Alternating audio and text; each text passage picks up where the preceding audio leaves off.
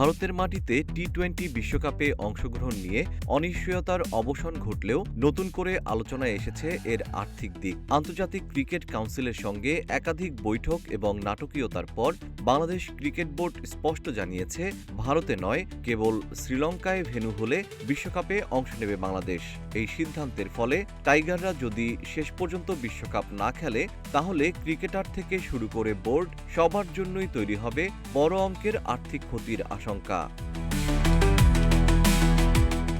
সংবাদ মাধ্যম বিবিসি বাংলার এক প্রতিবেদনে বলা হয়েছে, টি-20 বিশ্বকাপে অংশ নিলেই বাংলাদেশ ক্রিকেট বোর্ড ও দলের জন্য পাওয়া যেত প্রায় 3 থেকে 5 লাখ মার্কিন ডলার, যা বাংলাদেশি মুদ্রায় প্রায় 4 থেকে 6 কোটি টাকা। এই অর্থের মধ্যে রয়েছে অংশগ্রহণ ফি, ম্যাচ ফি, পারফরমেন্স বোনাস এবং প্রাইজ মানির সম্ভাবনা।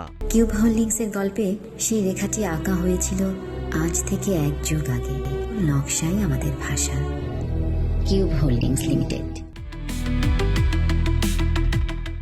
বিশ্বকাপে না খেললে সবচেয়ে বড় ধাক্কা আসবে ক্রিকেটারদের আয়ে। একটি আন্তর্জাতিক টি-20 ম্যাচ খেলেই একজন ক্রিকেটার ন্যূনতম 2.5 লাখ টাকা পান।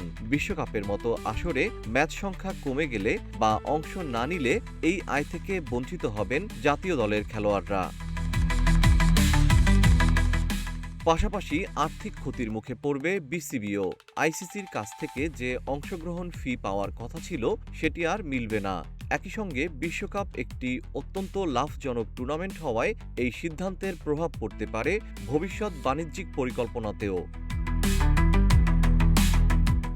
বিশ্লেষকদের মতে, বাংলাদেশের অংশগ্রহণ না থাকলে আইসিসিও পরোক্ষ ক্ষতির মুখে পড়বে। বিসিবি সভাপতি আমিনুল ইসলাম বুলবুলের দাবি, বাংলাদেশকে ছাড়া বিশ্বকাপে প্রায় 20 কোটি দর্শক কমে যেতে পারে। ভারতীয় উপমহাদেশে বাংলাদেশের ম্যাচগুলো সাধারণত উচ্চ টিআরপি এনে দেয়, যা সম্প্রচারক ও বিজ্ঞাপনদাতাদের জন্য গুরুত্বপূর্ণ।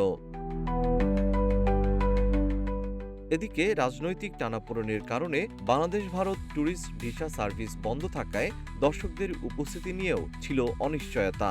সব মিলিয়ে বাংলাদেশের বিশ্বকাপে অংশ না নেওয়ার সিদ্ধান্ত কেবল ক্রীড়াক্ষেত্রেই নয়, আর্থিক ও বাণিজ্যিক দিক থেকেও বড় প্রভাব ফেলতে পারে।